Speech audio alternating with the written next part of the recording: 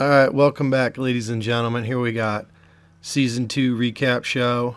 Um, as you can see, as we did last season, we topped the season or topped the league in rather convincing fashion. This time by 25 points. We lost 3 games all year. And as we did last season, we did great in the league, not so great in the tournaments. So, or the cup competitions. So as we'll flash through, as you see, we obviously finished with the most goals and the best goal differential. The FA Cup, we did manage to actually get to the final round of 16, which is pretty good. But we lost. We ran into the juggernaut that is Manchester City, and as you see in the bottom left, 4-1. It was 4-0. The funny thing too is that Man City in the last 15 minutes had 2 guys sent off, which is the first time I've ever seen in all the years I've played FIFA. I've seen 2 CPU players get sent off in a game against me, and it still didn't help. So yeah. Capital One Cup, we flubbed this one as well. I think we lost our first or second game in the competition. And the Johnstone Paint Trophy, again, I think we lost our first game. So not looking good for the tournaments. As you see there, Charlton Athletic wound up winning the playoff for the promotion to the championship. So that's that.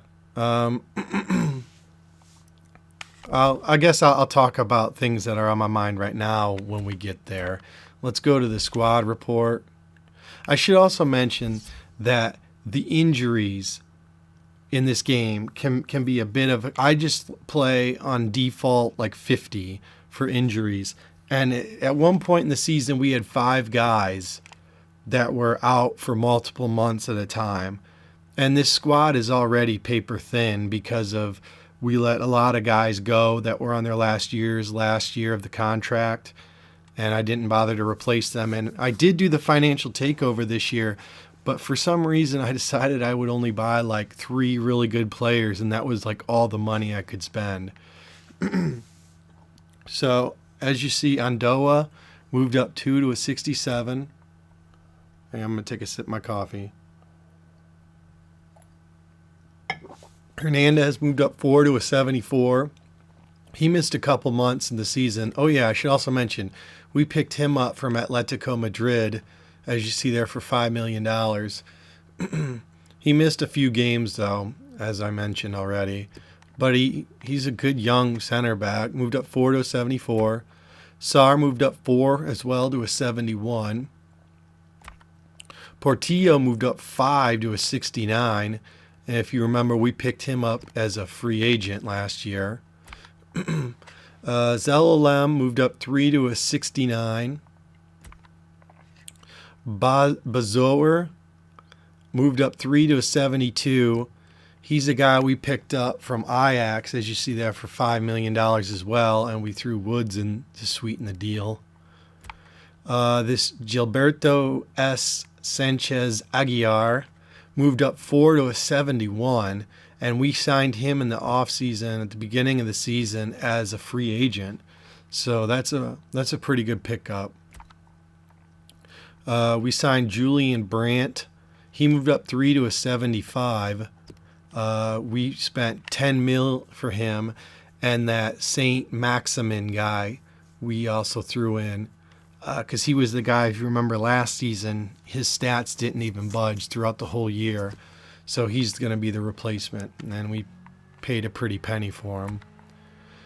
Will Hughes is another guy we brought in. He moved up 2 to a 75.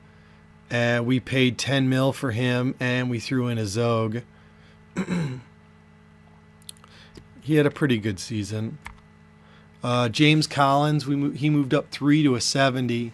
What I think I'm going to do with him, because he's 25 years old, and he scored a lot of goals this year, as you'll soon find out, I'm going to try to offload him because we got so many good young strikers in the youth squad that there's depth for days, as they say. Tunkara moved up 3 to a 67. I have no idea why his sprint speed or his agility are -1. Buenacasa moved up 3 to a 68. Fumu Tamuzo moved up 4 to a 67. He also missed a couple months of the season with injuries.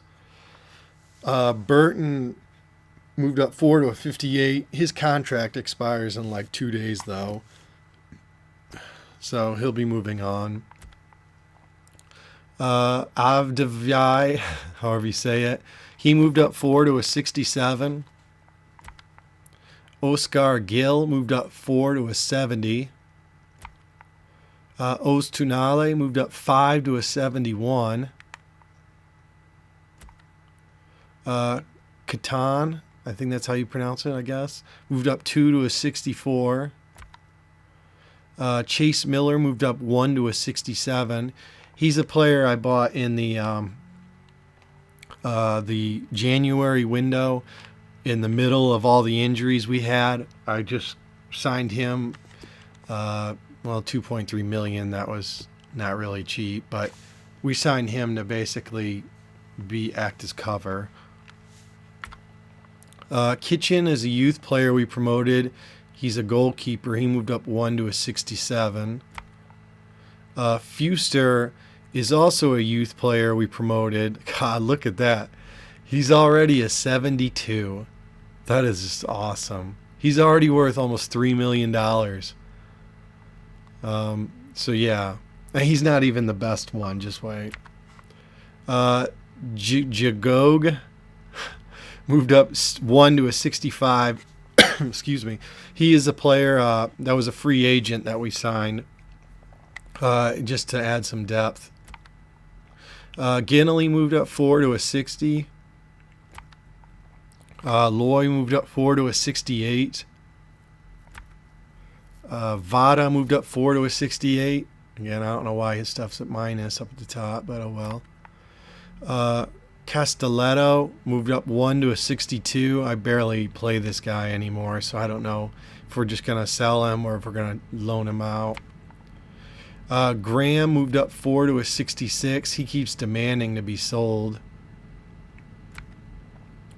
And Palmer Brown, we sent him out on loan, and he moved up 1 to a 62.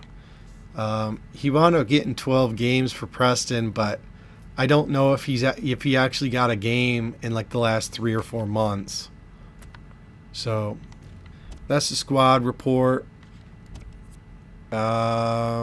As you see, my transfers, my money flow is down compared to what it normally is. We still only have one guy, one youth squad member. He's still the 5-star guy from last one. But here's where we're talking our youth squad. Alec Convey is a 71 to 77 overall with 88 to 94 potential. Magana is a 71 to 77 overall with 88 to 94. Kinney is 72 to 78, 88 to 94. Ramirez is 64 to 68, 85 to 91. Wilkes is 65 to 69, 86, 92. Acosta, this guy we just signed like maybe 2 months ago, tops. He's 62 to 78, 78 to 94.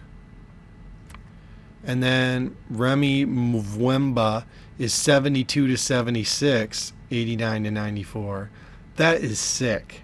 I've never seen such high numbers ever in the U squads. I mean, that guy jumps off the bus and he's already got 84 shot power. That's insane. So as you see the player stats, Collins finished tied, and what kind of sucks is that he missed a penalty in the last game. It hit the crossbar, so he could have been on top all by himself. Tunkara, as you see there, finished third. And then I highly doubt anybody else is going to be on this list for my team. And no. Assists. Collins even had 9 assists, as well as Sanchez Aguilar. Brandt's up there with 8 assists at the 7th. Let's see, anybody else? Yeah. Hughes is up there with 6. And then clean sheets, Andoa. Might even have another guy in here. Nope. And then yellow cards and red cards, which you know we don't get those. And then we'll look at this, and that'll be it. So, most appearances, Ostonali got in 42 out of, 46 games, as well as Portillo. Goals, as you see, Collins and Tunkara are on top, and then DA, we'll call him, had 9, with Buenacasa also had 9, and then, it's really just everybody chipped in with a few. Ginelli actually came in and did pretty good. I don't know if I really ever played him as a left mid. I think I always made him like an emergency striker. He did pretty good in the role.